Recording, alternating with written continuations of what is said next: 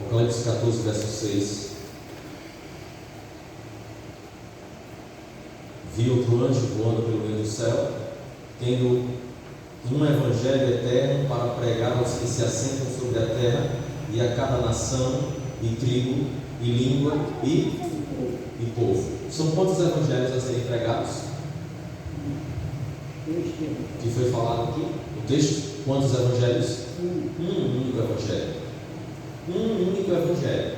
Não existe dois, nem três, nem mais. É uma mensagem importante, uma mensagem de despertamento, uma mensagem que deve reavivar o povo e levar o povo outra vez aos pés de Cristo, para assim então estarmos preparados para encontrar com Ele antes da sua volta. Essa é a mensagem, uma mensagem que deve ser proclamada. E eu digo mais, caso eu e você não venhamos a fazer parte desses que vão proclamar, ela vai ser proclamada, porque ela não depende de mim, exclusivamente de mim. Que Deus tenha misericórdia, caso eu e você não venhamos a fazer parte desse povo que está sentindo essa responsabilidade em proclamar essa mensagem. Mas essa responsabilidade é nossa. Mas eu quero dizer o seguinte: se eu e você não tomarmos a decisão de proclamar ela, ainda assim ela será proclamada, porque Deus instruirá outras e outras pessoas.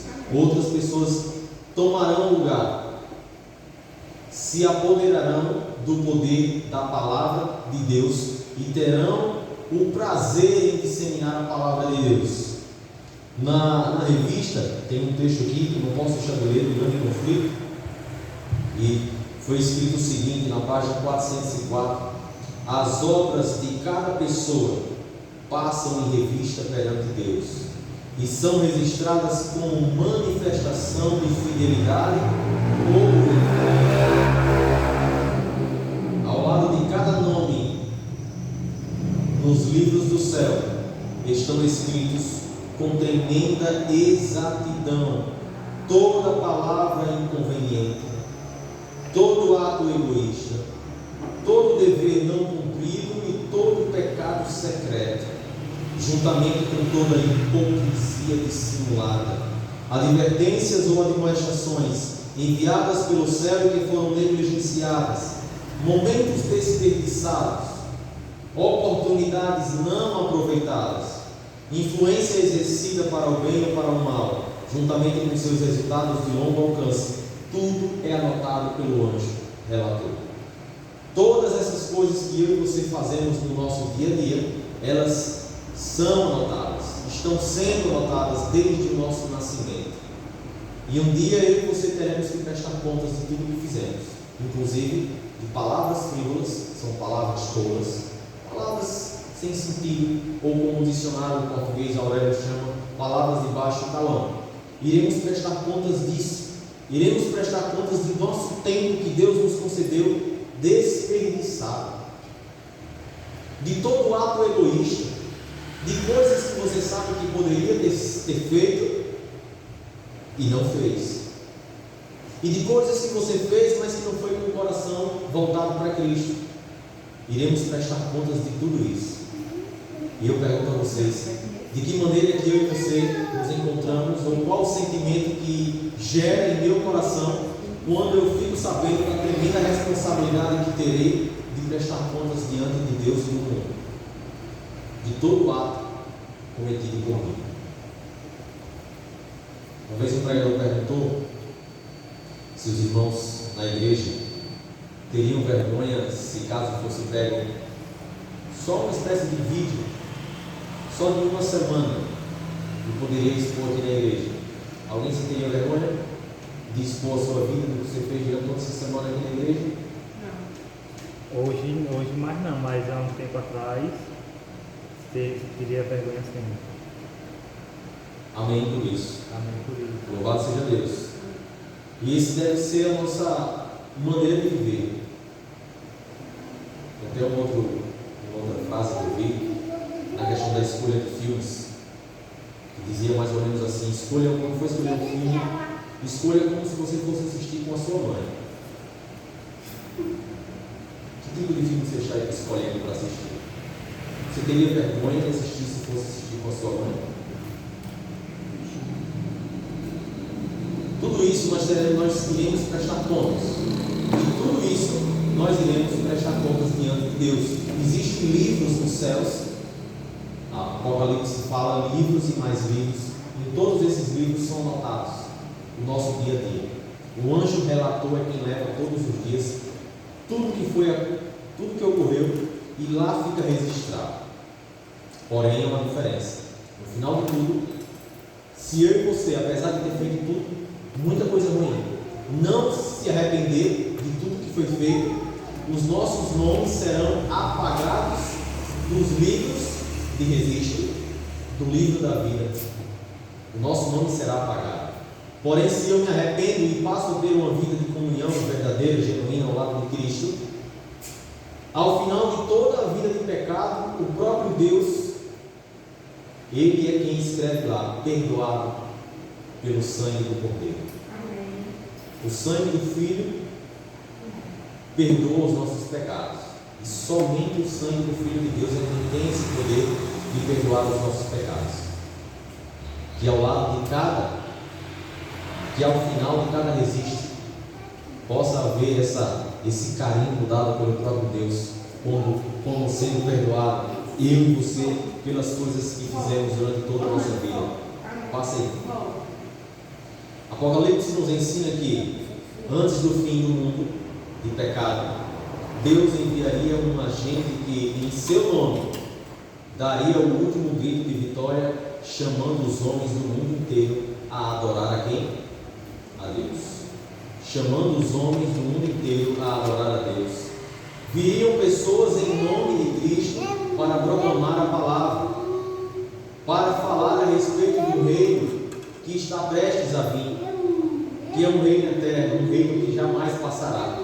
Nem coisa ruim penetrará nesse reino, que são as noções celestiais. Não é? Eu tenho um enorme desejo de participar desse evento, de entrar pelas portas e de viver eternamente com Cristo. Se você tem esse desejo também, diga bem, porque esse tem que ser o nosso desejo. Um cristão que vive sem esse anseio, de que adianta? É você correr, como diz a história, morrer na praia, nadar e morrer na praia, não é?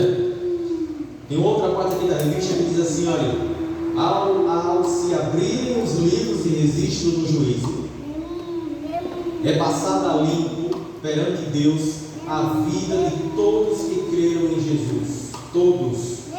Começando pelos primeiros habitantes da terra, Adão e Eva. Nosso advogado apresenta os casos de cada geração sucessiva, finalizando com quem? Com os vivos. Começa com os primeiros habitantes da terra e finaliza com os vivos. Todo nome é mencionado. Não pense você que vai ter como pular o seu nome, que não será falado a respeito da sua vida, porque todo o nome será mencionado. E cada caso minuciosamente investigado. Aceitam-se nomes e rejeitam-se nomes. Quando alguém tem pecados que permaneçam nos livros de registro, para os quais não houve arrependimento e nem perdão, o seu nome é omitido do livro da vida, e o relato de suas boas ações é apagado do livro memorial de Deus. Não é uma notícia boa, é algo terrível. Eu fiz coisas boas, mas você não se arrependeu, as coisas boas que você fez serão apagadas também. Isso não levará em conta as coisas boas que você fez, porque apesar das coisas ruins, você não se arrependeu dessa vida de pecado. Foi de uma maneira minuciosa estudada a sua vida, mas ainda assim, como foi encontrado que você não se arrependeu, não se entregou verdadeiramente, e aí agora é você e Deus, ninguém pode fazer isso com você, é você e Deus. Não encontra abaixo de todo o seu livro de registro um registro de perdão. Isso é triste. Isso é triste. Isso é terrível. Como é que estarão as pessoas nesse dia? Como é que elas suportarão a vida de Cristo? Ellen teve uma visão a respeito dos últimos dias e ela disse que foi tão terrível o que ela viu. A angústia que ela sentiu foi tão grande ao ver a bagaçada que acontecerá nos últimos dias, que ela pediu para se retirar daquela visão. Ela disse: não aguento ver isso, é muito forte. E depois dessa visão ela fica doente por alguns dias. Assim como ela ficou doente ao escrever o livro do Grande Conflito. Não foi fácil, foi o que ela mais demorou, passou até ela de ontem. E ela fica doente depois que escreve, durante o período que ela estava escrevendo.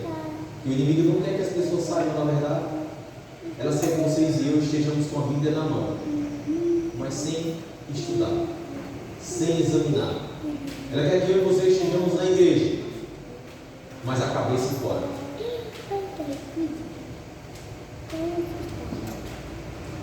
Faça aí, Saulo. Porque o Evangelho olhou para baixo com esperança, nós podemos olhar para cima com certeza. Amém? Amém. Isso é uma frase de ânimo. O Evangelho que aí se refere a quem? O próprio Cristo. Ele é a palavra de Deus. Ele olhou para baixo e nós agora estamos olhando para cima com esperança, porque existe alguém que fez todo o sacrifício por mim e por você. Se ele não tivesse tomado essa decisão, ninguém estaria com essa oportunidade de salvação outra vez. Era perdição eterna. Perdição eterna. Mas ele resolveu o problema. Ele veio à terra, se fez homem, morreu por mim e por você. Louvado seja o nome do nosso Deus. Passa, salve. Transformados pelo Evangelho, os seres humanos saem da impureza para a pureza. Mas isso só ocorre quando há uma verdadeira o quê? Transformação. Eu sempre me questiono por que muitas pessoas se tornam doutores em vários tipos de áreas na vida, mas não existe um livro que transforme tal qual a palavra de Deus. Vocês já viram um livro para transformar tanto quanto a palavra de Deus? Não existe.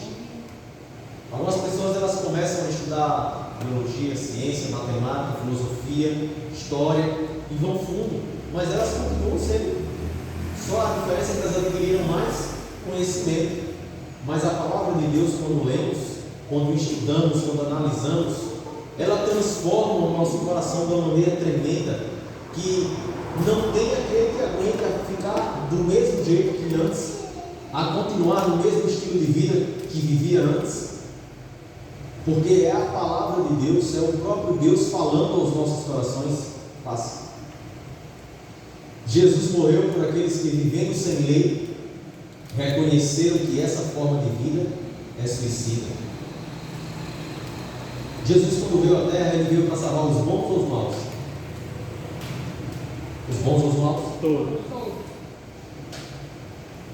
Todos. Pai Santo, Também. o Espírito, todos. Aquele que bateu em você, e o que tentou matar você, também. Por que isso ocorre? Porque Deus ama a todos. Para a nossa mente ainda é complexo de se entender isso. É o João 3,16. Deus amou o mundo de tal maneira. Esse tal é inexplicável. É uma palavra que não tem explicação. Para nós ainda não há uma explicação concreta do porquê que Deus faz isso. Só sabemos que a misericórdia dele é abundante. Onde abundou o pecado, superabundou a graça. A graça de Deus é maior do que qualquer coisa. Ele não vê como eu e você vemos. Ele não olha para o ser humano como nós olhamos, porque nós olhamos a parte externa, mas Deus vê o que está dentro do nosso coração. Ele vê o que vai ao íntimo. Ele sabe o que está dentro da alma. E quando ele parava para conversar com alguém, ele não perdeu muito tempo dando voltas. Ele ia no ponto chave. E a maioria das pessoas aproveitavam aquela oportunidade, se não todas, aproveitavam-se a oportunidade. Algumas desperdiçaram, como Judas, falamos deixando, mas a maioria aproveitou. Ouviu falar de Jesus, o cego Bartimeu ouviu falar que Jesus ia passar por ali, e quando ele ouve a multidão se aproximando, ele não consegue alguém para levar, mas ele diz: mas a minha voz chega, então eu vou gritar. E ele grita desesperado, porque ele sabia que aquele grito iria chegar aos ouvidos de quem? De Jesus. E quando Jesus o ouvisse falar o seu nome, Jesus ia dar uma solução. E quando ele grita, é porque ele sabia que a solução viria. E veio, cego, mas Jesus disse: torne a ver. Parece ser algo simples para ele, para nós é totalmente complexo. Nenhum oftalmologista consegue explicar isso. Em alguns momentos ele curou o cego fazendo um lodo no chão. Se for para um oftalmologista e perguntar: é verdade que saliva misturada com terra passando nos olhos cura cego? Nenhum vai dizer que cura, porque realmente não tem poder curativo. O poder não estava ali, o poder estava na fé de quem estava sendo curado. Mas Jesus usou essa maneira de curar algumas vezes. Lava os olhos, ou passa a lama nos olhos, vá lá no tanque tal e lava, e você tornará a ver. O fato da pessoa obedecer à voz de Deus ao fazer isso, ela era curada. Jesus ainda, nos dias de hoje, continua transformando eles, continua salvando, continua curando. O fato é que eu e você, na maioria das vezes, estamos com os olhos fechados para tanta coisa maravilhosa que Cristo tem para nos oferecer. O mesmo Deus que abriu o mar vermelho é o mesmo Deus hoje. O mesmo Deus que fez milagres incontáveis no passado é o mesmo Deus que continua fazendo milagres incontáveis hoje, curando pessoas com câncer, que o médico disse assim: olha, não tem mais jeito para você, mas a pessoa, mediante a fé e a fidelidade com Deus, Deus ainda assim olha para aquela pessoa e diz: filho, eu vou lhe conceder mais alguns anos de vida nessa terra. Essa terra não tem mais nada de bom para oferecer, mas eu preciso que através da sua vida você seja uma palavra, um testemunho vivo a respeito de mim. Passei salvo. Através da morte de Jesus, Deus está transformando uma nova comunidade que vive com Ele, como Ele vive. Através da morte de Jesus. Pode passar. João 3,16, Jesus revelou o seu amor na cruz. Cada gota de sangue nos fala de um amor que vai até o limite. Quando nós vamos estudar um pouco mais detalhado os dias, os momentos finais de Cristo nessa terra como ser humano, não foram dias bons, foram dias terríveis, foram dias escuros na vida de Cristo. Porém, em nenhum momento ele se apartou do Pai.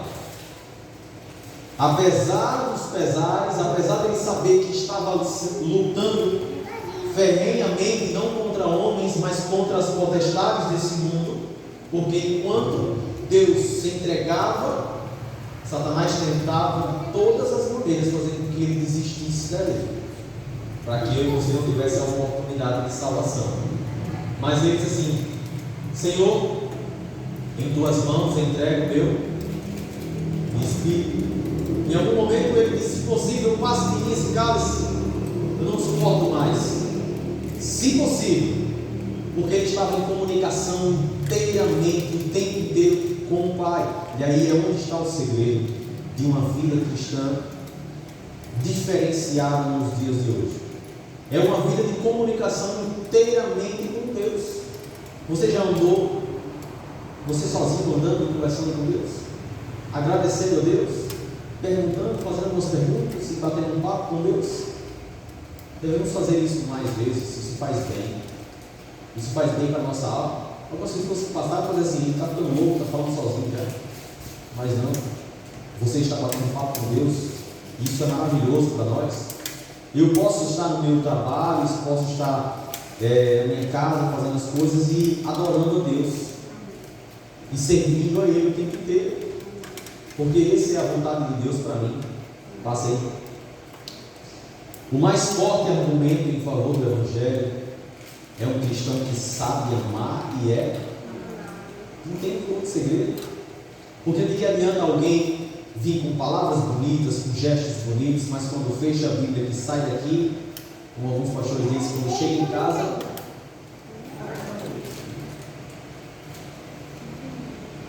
como é?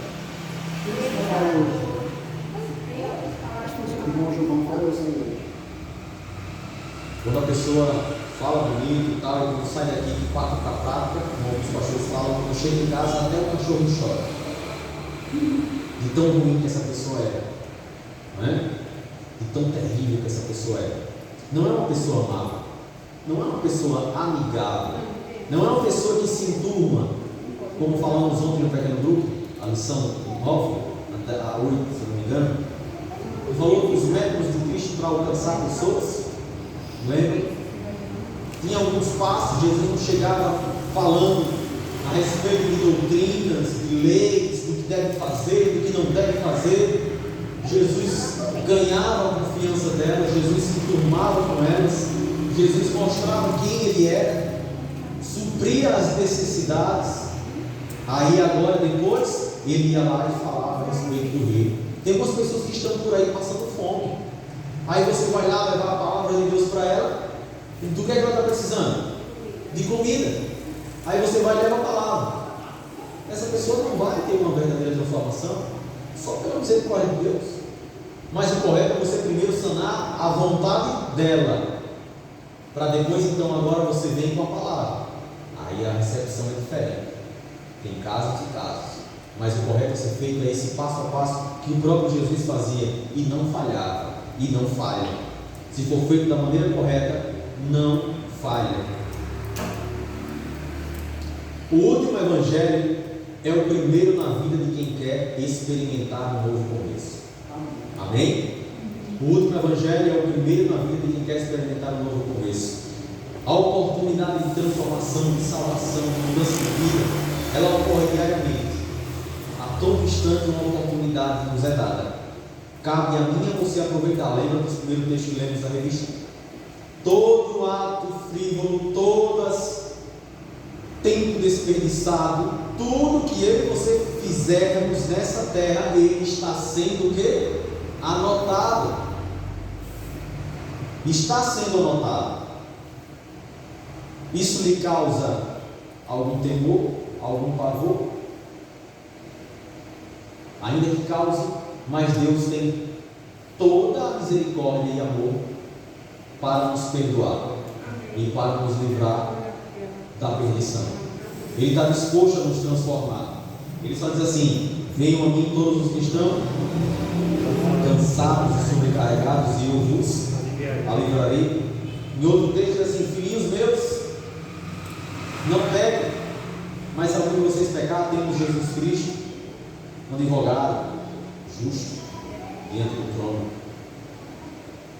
Só lembrando de um detalhe, o pastor citou aqui, quando existem as 3 fases do juízo, mas o advogado só está presente na primeira fase, nem na segunda nem na terceira ele está mais presente, porque a segunda é só para mostrar, principalmente para quem estiver salvo, do porquê você está lá. É o juízo comprobatório. Quando chegarmos aos céus, nós vamos ter uma surpresa. Estou aqui. Fulano não está aqui. Fulano está aqui. Serão essas as surpresas? E para matar essa curiosidade de o porquê algumas pessoas estão e o porquê outros não estão, e porquê você também está lá, nos é oferecida a oportunidade de buscar nos livros o motivo pelo qual nos levou até chegar lá, e também buscar nos livros o motivo pelo qual não levou algumas pessoas a estar lá naquele dia. Por isso que na segunda fase do juízo, o advogado não está presente porque a causa já foi julgada, já foi encerrada. É só um momento para que Deus, ele é tão justo, e diz assim: olha, eu quero que vocês saibam o motivo pelo qual fulano não veio. Não foi por minha causa. Veja que foi por ele mesmo. Veja o que foi que ele fez. Ele desperdiçou a oportunidade, ou as oportunidades que eu dei. Mas vejam fulano, que vocês achavam que ele não estaria aqui, e ele está. Vejam por quê. Porque ele viveu uma vida assim, mas antes da minha volta à terra, ele se transformou. Ele aceitou a palavra de Deus e viveu de uma maneira verdadeira. Ele se entregou como nunca antes. Ele aceitou a minha palavra. Amém? E por isso ele está aqui hoje. E você? Você também está aqui hoje porque você viveu de maneira digna. Você vacilou em alguns pontos, leia, está aí no seu livro. Porém você se arrependeu também. Você aceitou a minha palavra, ouviu a minha voz, quebrantou o seu coração, e por isso você hoje está aqui comigo e tem toda a vida eterna agora para vivermos juntos. Amém? Talvez essas serão as palavras de Cristo. Pode passar. É a obra que dá prazer, abrir aos outros as Escrituras. Serviço cristão, página 109. É obra que dá prazer abrir aos outros as Escrituras. Vocês já fizeram isso? Se não, façam. Busque pessoas, corram atrás de alguém e estude a palavra de Deus com ela. E vejam como será prazeroso fazer isso. Você abrir a palavra de Deus e estudar a palavra de Deus com elas. Isso é algo prazeroso, gostoso, e só você sente. E ao você fazer isso, posso lhe confirmar que o maior beneficiado disso é você mesmo. É você mesmo. O maior beneficiado, quem ganha mais. Porque você estuda para passar, e durante o estudo você ainda se aprofunda mais. A pessoa também aprende, mas você se aprofunda e se fortifica cada vez mais na palavra de Deus. É o que falamos ontem. Faça pelos outros e você estará sendo salvo. Faça pelos outros, mas não só isso. A salvação não é mediante obras. A salvação é mediante a graça. Não é só de obras para que ninguém se glorie. Lembra que Paulo disse? Não é só de obras para que ninguém se glorie. E também não é só mediante a lei. Mas eu preciso ser obediente e também demonstrar obras, porque as obras é resultado da obediência à lei de Deus. Quando eu sou obediente a Deus, a sua lei, aos seus mandamentos, de maneira automática, realizo obras na minha vida. Eu consigo ser mais compassivo, ter compaixão, ser mais amigável, ter respeito pelas outras pessoas. Eu consigo enxergar nelas necessidades, assim como Jó via. Ele sondava algumas necessidades na vida das pessoas e ele sanava as necessidades delas. Depois disso ele ia lá e ganhava elas para Cristo. O próprio Jesus fez isso. Os discípulos fizeram isso. E eu e você precisamos continuar fazendo isso. Eu quero ler aqui com vocês na revista E Recebereis Poder, no livro E Recebereis Poder, diz assim: o fim de todas as coisas está próximo. Deus está impressionando toda a mente suscetível de receber as impressões do seu Espírito Santo. Ele está enviando mensageiros que possam dar advertência em cada localidade. Deus está provando o devotamente de suas igrejas e sua disposição para obedecerem à orientação do Espírito. O conhecimento precisa ser aumentado. Os mensageiros do céu devem ser vistos correndo de uma parte para a outra, buscando por todos os meios possíveis advertir o povo dos juízos vindouros e apresentar as boas novas de salvação por nosso Senhor Jesus Cristo. A norma de justiça deve ser exaltada. Essa obra, essa mensagem que nos é dada a pregar, a mensagem do terceiro anjo, a mensagem de justiça, a mensagem de salvação, não é uma mensagem que pode ser pregada a longo tempo, ou deve ser pregada a longo tempo. Pelo contrário, é uma mensagem que deve ser pregada de uma maneira urgente. Se eu passasse um recado para vocês, disse assim: olha, eu preciso que vocês vão a tal lugar, na casa de fulano agora, e dê esse recado, mas é urgente. Se eu não falar que é urgente, você vai transmitir a mensagem de uma maneira diferente. Mas quando eu digo, olha, é urgente, você também já passa com mais rapidez, com mais velocidade, com mais intensidade, dando importância à mensagem. E é isso que Cristo nos alerta a respeito dos sinais da volta dele, a respeito do juízo iminente, a respeito de tudo que está para acontecer. Ele alerta o povo, em especial que somos nós. Tem muitas pessoas por aí que estão totalmente adormecidas quanto a isso. Elas estão com a Bíblia na mão, estão pregando e falando sobre amor, de bondade, de compaixão, mas elas não estão atentas a todas essas coisas que estão ocorrendo no mundo e precisam ser alertadas. E quem é que irá alertar? Você, eu, nós. Recai sobre mim a responsabilidade de pregar o Evangelho, de anunciar as boas novas, de uma maneira preguiçosa, de uma maneira urgente,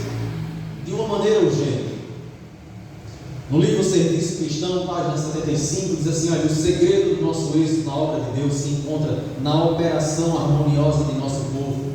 Viu só? Qual é o segredo? Qual o segredo do êxito na obra de Deus? Qual o segredo de pregações e conversão, de estudos bíblicos e conversão, de bate-papos, de ganhar pessoas na amizade e depois surgir uma conversão daí? Qual o segredo disso? O segredo disso encontra-se na operação harmoniosa de nosso povo. A operação harmoniosa é o povo unido com um único propósito e o povo unido com Deus. Aí o Espírito Santo age. No lugar onde há contenda, inveja, orgulho, avareza, o Espírito Santo não age. Deus não age. E a obra de Deus não vai avante. Prega, mas parece que, vamos dizer assim, tem um gênio enterrado ali, não sai do lugar. É aquilo a vida inteira. Por quê? Porque no erro a igreja não cresce. Quando há algumas coisas erradas dentro, no meio do povo de Deus, não cresce. E aí eu preciso dar uma analisada na minha vida. Estou eu fazendo a vontade de Deus? Estou eu fazendo o que é correto? Estou eu apto a ser transformado e transformar vidas mediante a palavra de Deus? Por mim mesmo não tem poder nenhum. Não adianta também alguém se achar que está cheio do Espírito Santo e lê a palavra de Deus e estuda e vai e vem e fala. Se o Espírito Santo não agir, não acontece nada. Não passa nada mais nada menos do que uma palestra. Uma palestra que alguém vem aí e fala. E depois todo mundo vai embora. Já esqueceu o que foi dito, cumpriu a carga horária e tchau. Se o Espírito de Deus não agir, não há conversão. A transformação, a conversão é obra do Espírito. Levar a mensagem é nossa parte, mas quem convence, quem transforma os corações não somos nós, é o Espírito de Deus. Mas o Espírito de Deus ele só age quando há uma união, quando há harmonia. Tem que haver uma ação concentrada. Todo membro do corpo de Cristo tem que fazer sua parte na causa de Deus, segundo a capacidade que Deus lhe deu. Todo membro tem que fazer alguma parte na obra. Temos que conjugar esforços contra as dificuldades e obstáculos, ombro a ombro, unidos pelo coração. Se os cristãos agissem de comum acordo, avançando como um único homem, sob a direção de um único poder, para a realização de um único objetivo, eles abalariam o mundo. Amém? Vejam o poder agora da união, o poder de quando pessoas unidas com um único propósito pregam a palavra de Deus, tem o poder de abalar o mundo. Outra noite falando com o Giovanni, eu disse a ele: olha, Jesus quando chamou, ele chamou quantos? 12. Os 12 abalaram o mundo, sim ou não? Abalaram o mundo. 12. Quando eu conversava com o pastor, quando ele me chamou para fazer a semana de oração aqui, a semana do Calvário, ele perguntou mais ou menos quantos membros ativos hoje na igreja. 12 a 15. Ele disse: isso é bênção. já é algo maravilhoso. Se fosse outro dizer, só 12, 15 pessoas só. Mas quando uma pessoa tem um propósito, tem uma mentalidade mais madura. Quando eu falei para ele que era de 12 a 15, ele disse: isso é bênção, irmão. Jesus também começou com 12, amém? E abalou o mundo. Lá em Macambira também podemos começar com 12 ou 15 e fazer diferença lá em Macambira. E eu creio nisso. Eu creio nisso. Mas para isso eu preciso permitir que o Espírito Santo me use e me dispor a fazer a obra e me dispor a sair das quatro paredes. Aqui dentro é maravilhoso, é gostoso de pregar, de falar, mas eu preciso fazer o negócio acontecer lá fora, para que pessoas, ainda que agora não venham, mas eu preciso lançar a semente, porque em um momento ou outro a semente irá brotar. E aí agora é com ela ouviu falar, e quando Jesus voltar, ele vai dizer assim: olha, ninguém ficou sem saber a respeito da minha volta. Jesus não voltará enquanto a palavra dele não for pregada a quantos? A todos.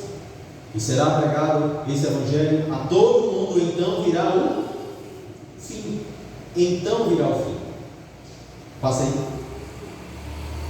Se tentarmos ganhar outros para Cristo, manifestando em nossas orações preocupação por eles, veja, nosso coração palpitará pela influência vivificadora da graça de Deus. Olha o que está. Se tentarmos ganhar outros para Cristo, manifestando em nossas orações o quê? Preocupação por eles.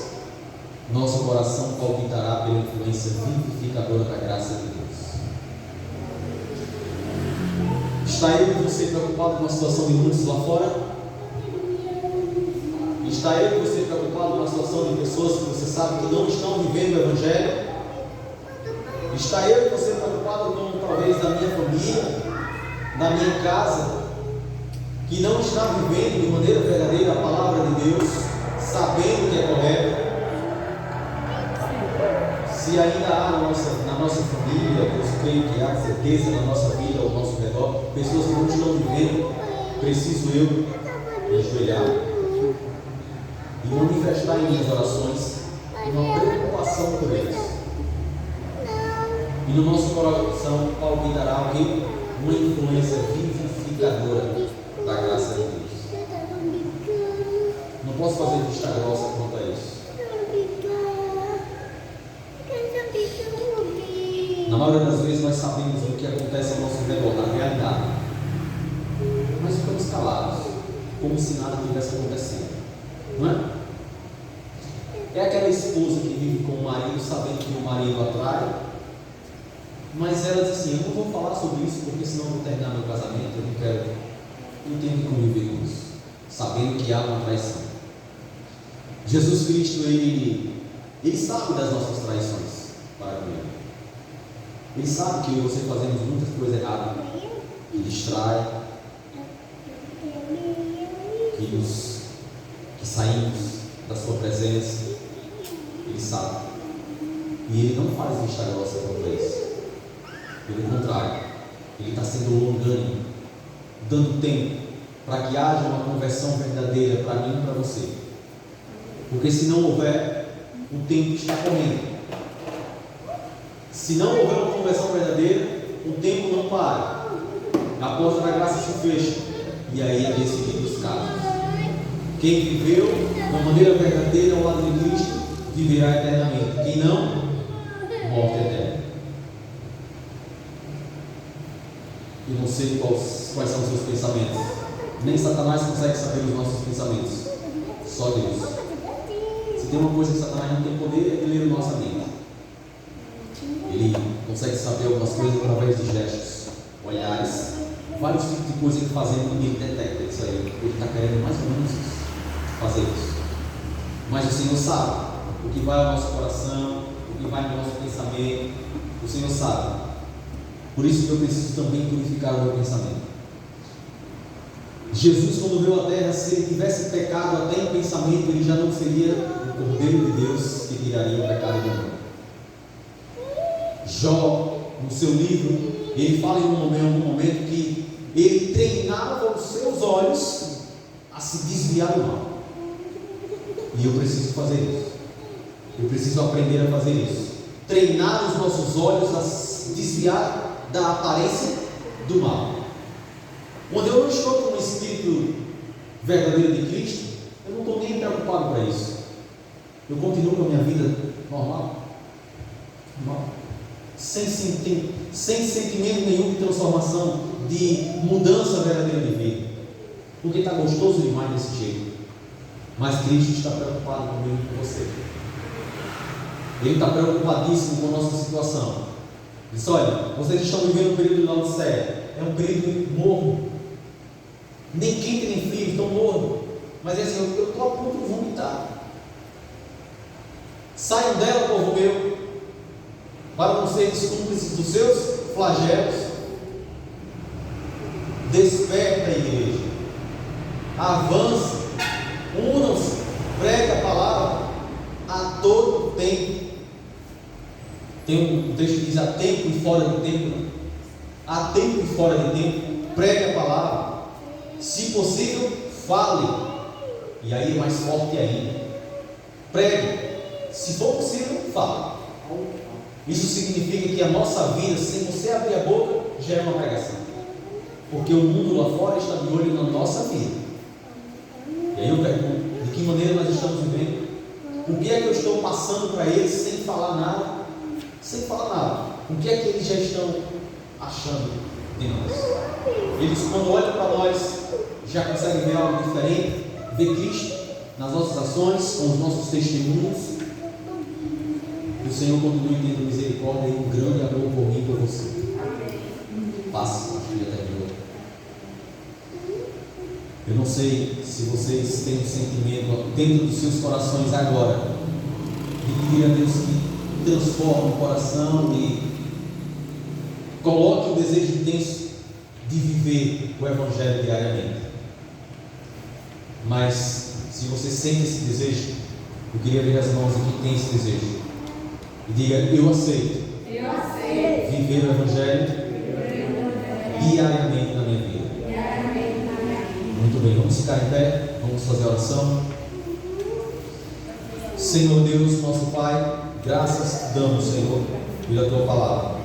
Graças te damos pelo Evangelho. Graças te damos porque o Senhor tem conduzido o teu povo à tua casa. Toma-nos em tuas mãos. Que o teu Espírito não se afaste de nós. Que possamos ser luz e ser bênção por onde quer que venhamos a passar. Que a tua palavra continue sendo viva e eficaz. Sabemos que não será fácil, mas o Senhor está ao nosso lado. E isso já nos basta. Toma-nos em tuas mãos. Nos leva em paz para os nossos lares. E obrigado por tudo, em nome de Jesus.